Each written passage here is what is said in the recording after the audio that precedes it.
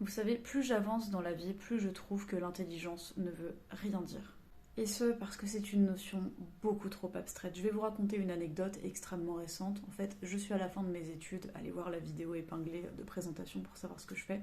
Et je donne des cours particuliers. Cette année, je m'occupe notamment d'une petite élève de 6e. Je donne des cours particuliers dans pas mal de matières, et l'autre jour, je l'ai aidée en français. Elle avait pas très bien réussi un contrôle et elle me disait, même les gens les plus intelligents de la classe, ils y sont pas arrivés. Comme on était en train de bosser, on a continué ce qu'on était en train de faire, mais après, je lui ai dit, tu sais, je reviens sur quelque chose que tu as dit tout à l'heure, fais très attention.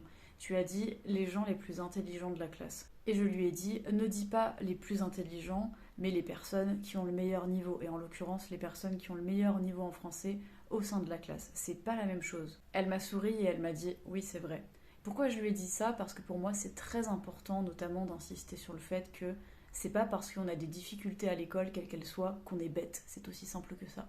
Si on se débrouille bien à l'école, ou même seulement dans certaines matières, ça démontre l'existence d'une forme d'intelligence, mais une seule, et il y en a des multiples. Et à l'inverse, si on n'est pas bon à l'école, ça veut pas dire qu'on est con.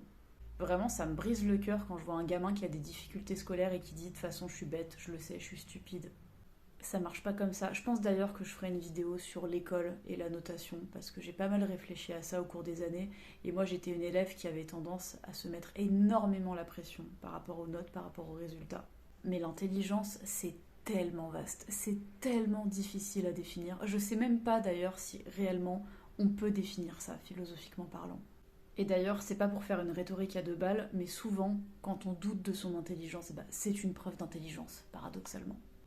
Et il ne s'agit pas non plus de tomber dans un relativisme, j'allais dire absolu, mais de fait c'est contradictoire. Non, il ne s'agit pas de tomber dans voilà, une espèce de relativisme pour se consoler, mais vraiment pour nuancer tout ça. Je pense que c'est très important. Et bien sûr que dans la vie de tous les jours, quand quelqu'un est complètement à côté de la plaque, parce que ça peut arriver pas mal de fois, spontanément on dit oh mais il est trop con, bon ça c'est humain.